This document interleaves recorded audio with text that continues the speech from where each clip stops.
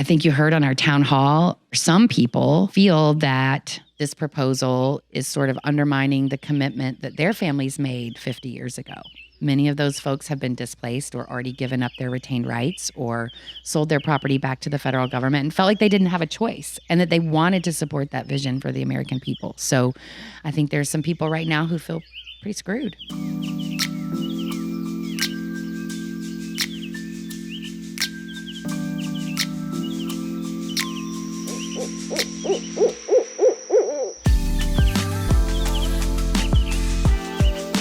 Hey, everybody. Welcome back. I'm Jessica, Executive Director of Wild Cumberland. And I'm Devin, a Wild Cumberland volunteer. We appreciate you being here. We start every single podcast episode with the same reminder. Our monthly email newsletter is the very best way to stay up to date on issues affecting Cumberland Island and its wilderness. So if you haven't already, go to wildcumberland.org and get yourself signed up. In today's episode, we talk about what could be one of the most controversial proposals ever put forth in Cumberland Island's history. This is a proposal that would reprivatize public lands and lead to unrestricted development within the boundary of the seashore.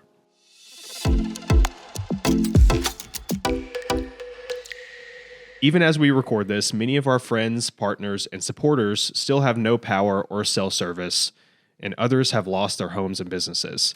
Please know that our thoughts are with you, our advocates, our communities, everyone in the region as they recuperate from Hurricane Helene's devastating impacts. And just so you know, we are recording this as Hurricane Milton is making impacts, so we don't know the full extent of the damages. And how they'll affect you. Exactly. So, we're thinking about everybody tonight.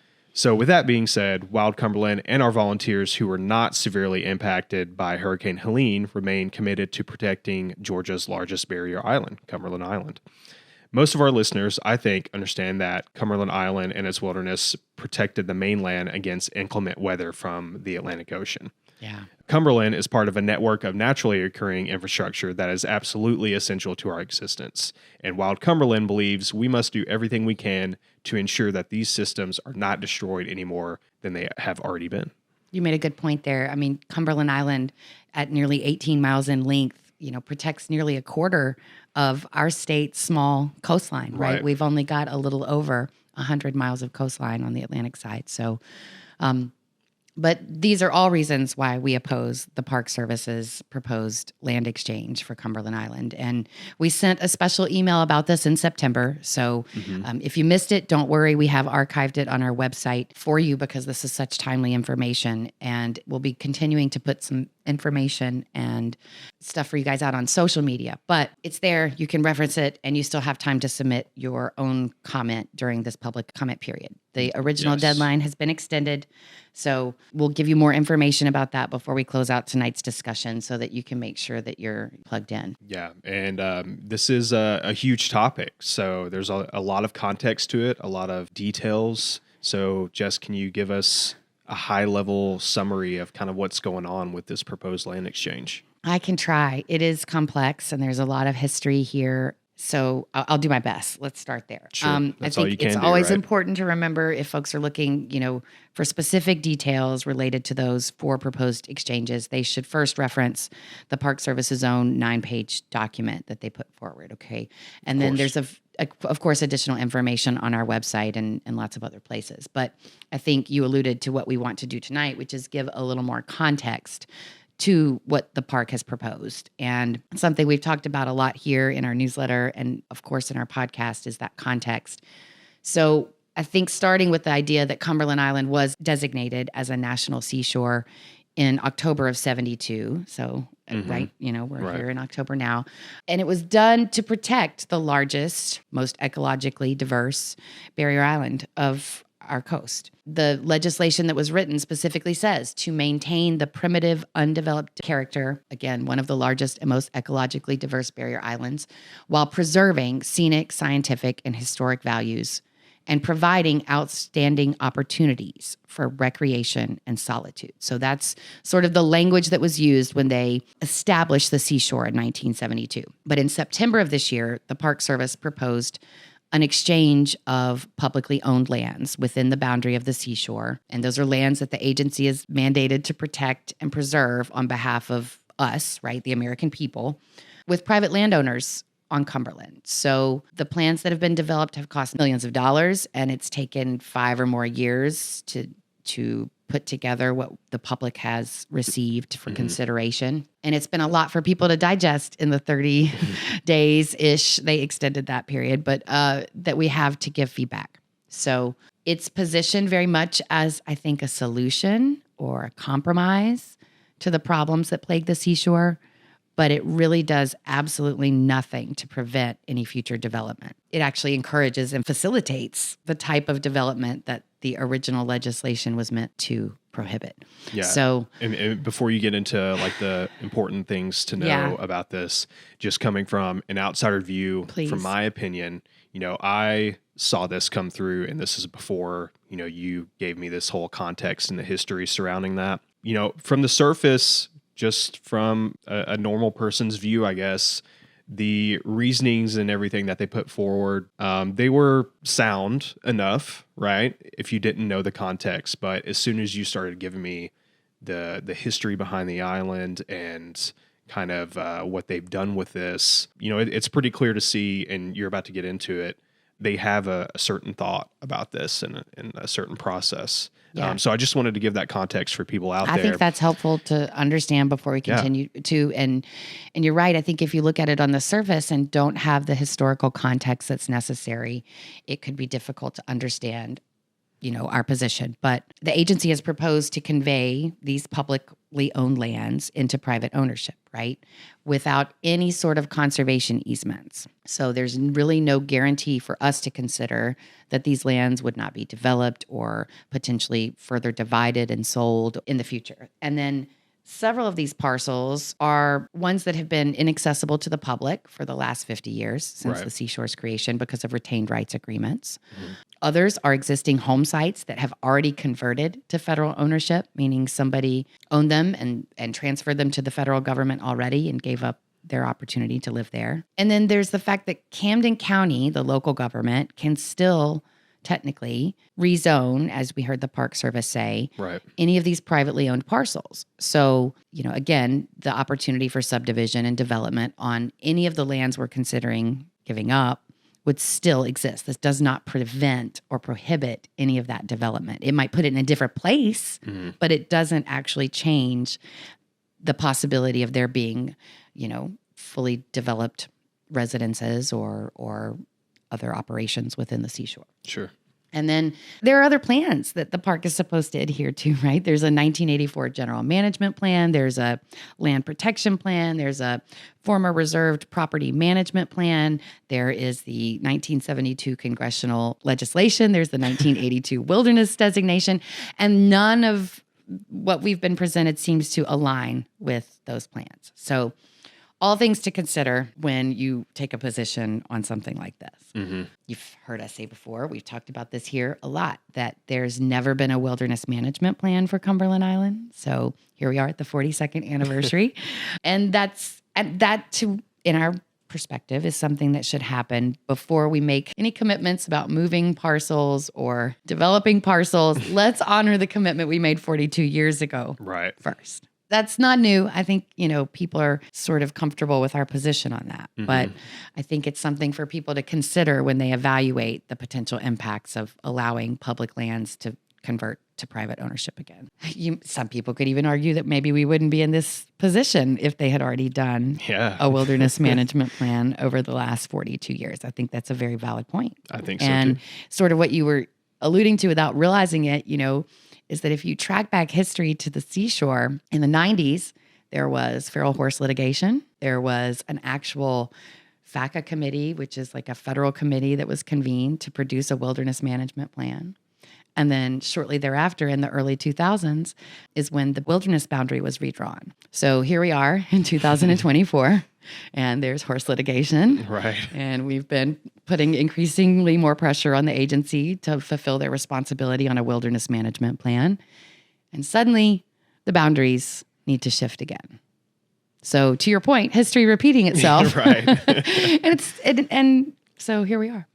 Yeah, it was pretty clear once you just sort of started giving me the context and the history surrounding that, why This is just a circle, right? We're looping ourselves back into it. Well, all along the agency should have had a plan to acquire any parcels within the boundaries of the seashore. And technically they have, some degree of power to control the zoning within the boundary of the seashore. So they have not been willing to exert that or take a position that would be beneficial to the American people. And I think that's what this public comment opportunity provides, is an opportunity for people like us to say, that they have some obligations they maybe have a responsibility to fulfill. So, I think you heard on our town hall, a lot of people or some people feel that, this proposal is sort of undermining the commitment that their families made 50 years ago.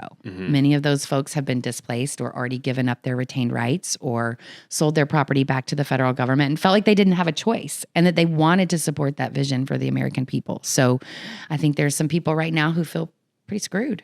Yeah. And I think that's fair, considering what the agency has put forward. But our position, I think, is clear that there are no land exchanges within the boundaries of the seashore that are appropriate, and we shouldn't be allowing the motives of some private individuals to undermine the vision that was created, in 1972 for the American people.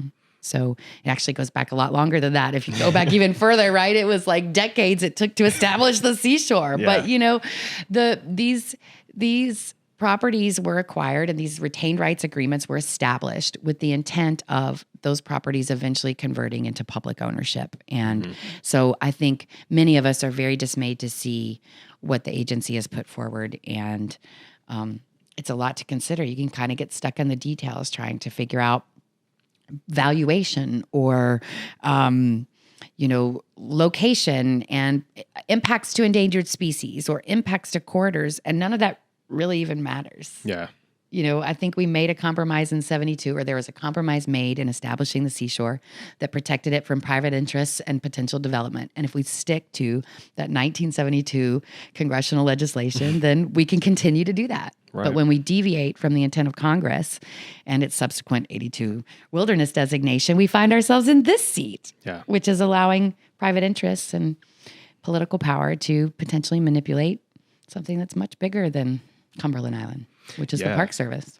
And as a reminder, the majority owner in Cumberland Island is the American public, people. Right? Thank you. Well, yes. It's us. And that's why we've got to make our voices heard. A lot of our friends in Western North Carolina and other places are not going to be able to do that right now. So it's imperative that we who understand the ecological value of Cumberland to our state and to the park system and our future do our job and show up and personalize our comments. So yeah. Some excellent points, honestly. In the town hall that we hosted, that presentation is up on our website, correct? It is, yeah. Okay. Everybody should be able to find links to how to comment and all of that. The deadline for those comments has been extended. So October 20th, it's a Sunday, which may throw people off, right? It's not like a business day. It's not a weekday.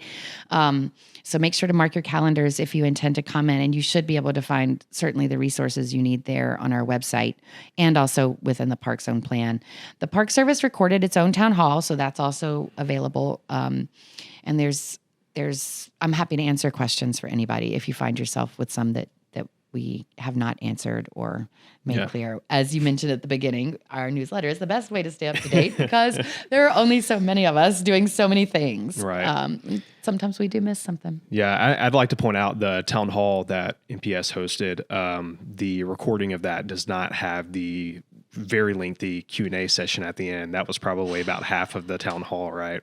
Yeah, I know a lot of people who were disappointed not to hear the recording from that question and answer session. There was a lot. They had a lot of questions. It was set up in webinar format though, so you couldn't tell how many people were in the meeting. You didn't know who was there. And then the moderator was sort of aggregating the questions and asking them. So I had a lot of feedback from folks who felt their questions weren't addressed or addressed appropriately. I have a question for you. I hope I can answer. Why do you think or why isn't the MPS focused on the expiration of the retained rights and like returning Cumberland Island to a more primitive and undeveloped condition like they originally set out to? I think that is a great question that really only the agency can answer. I think that as a whole, and maybe I should caveat this as Jessica speaking, but I think as a whole, the agency has worked to accommodate a good tier, like a good mid-tier of recreation that people want, right? And Cumberland doesn't fit that mold, right? It's this primitive wilderness it's intended to be experience. But that doesn't bring more people, and that doesn't bring more money, and it doesn't meet the needs of an increasing demographic of people. It still meets the needs of an important demographic, right. But it's interesting. I think I see the Park Service changing a lot about how they manage that mid-tier recreation. So I see new policies and things that allow different types of cost sharing and lease agreements with private entities and individuals and organizations. So I think that this plan in particular leaves a lot of doors open for other types of development. Yeah, certainly seems like it. And as we mentioned, you can submit your own comments surrounding this by October 20th. Yeah. Again, that's a Sunday, not a weekday or a business day. So keep an eye out on that. And save a copy of your submission too. We have had a few people send me copies of their comment letters, and they are helpful to see the type of feedback that the agency is receiving. And I mean, if you're comfortable sharing, we'd love to be able to share some of your comments publicly too. So and thanks. as always, ask us any questions, reach out to us. Yeah, We're here. Yep. We'll do our best.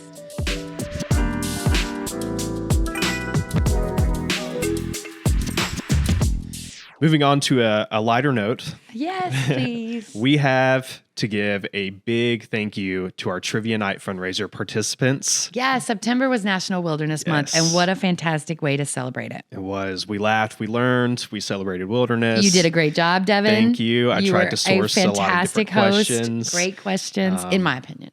Thank you.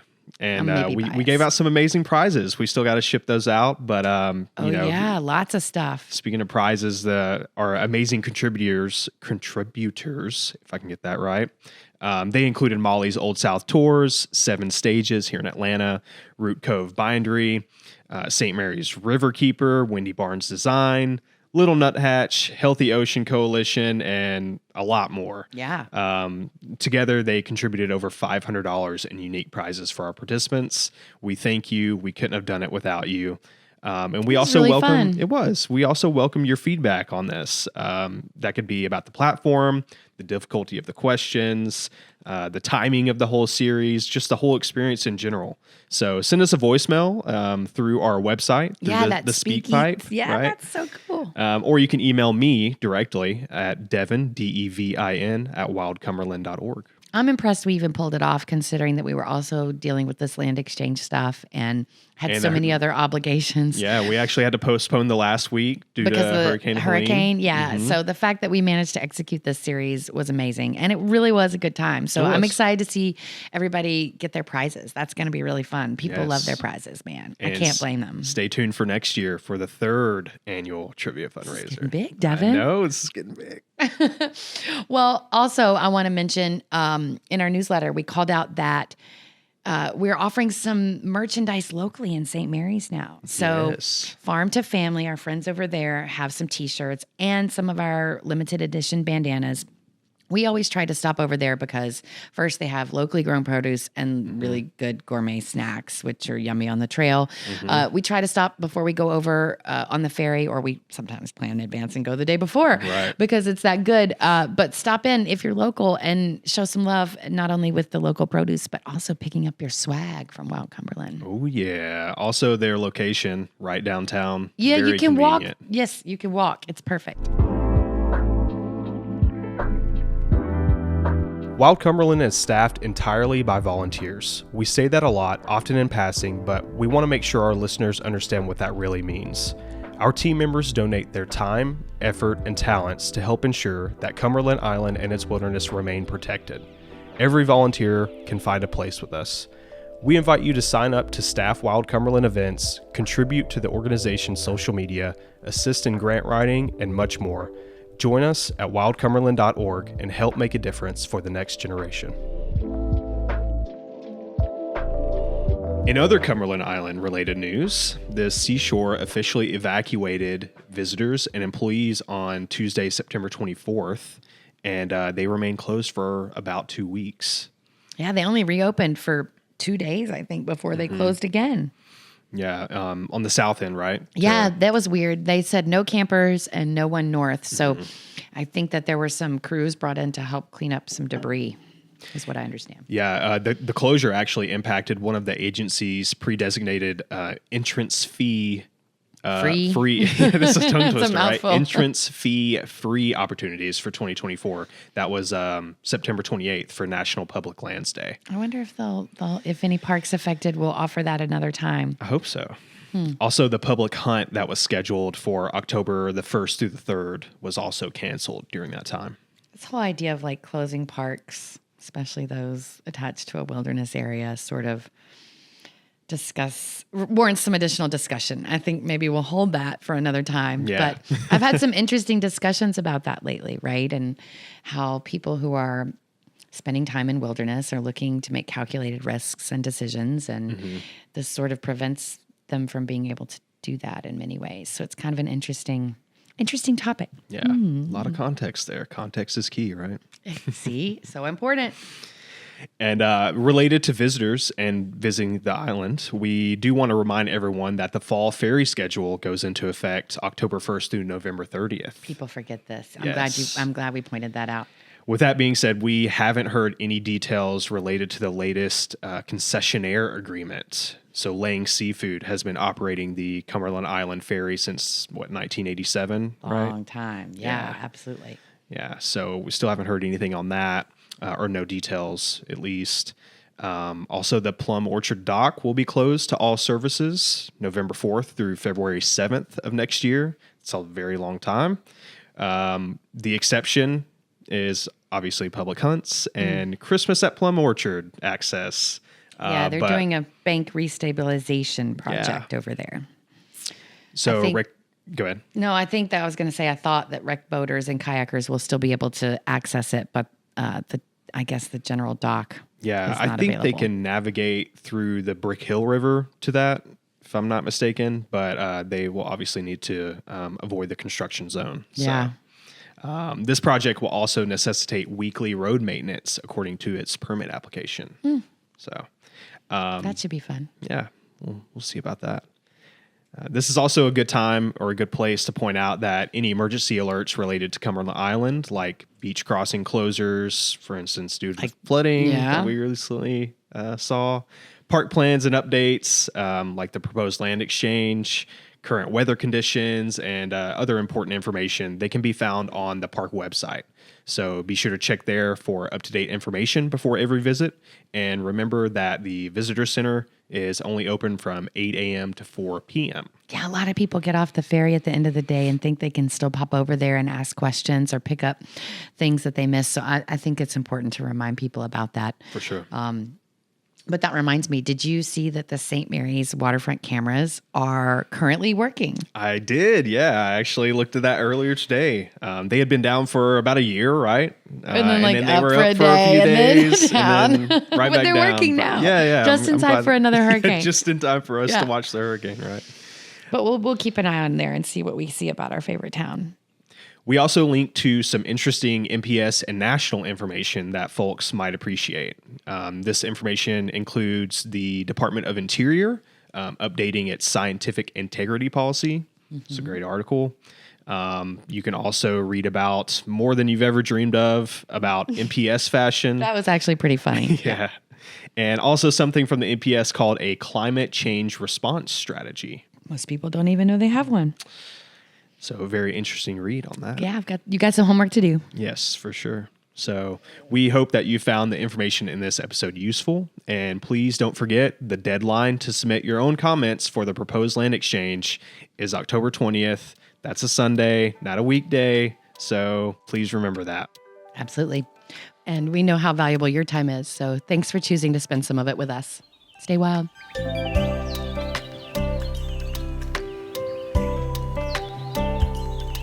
Wild Cumberland is a 501c3 nonprofit organization, and all donations are tax deductible. Learn more and take action at wildcumberland.org. The Wild Cumberland Podcast is produced by Vertical River, and this episode was edited by Greg Cuson.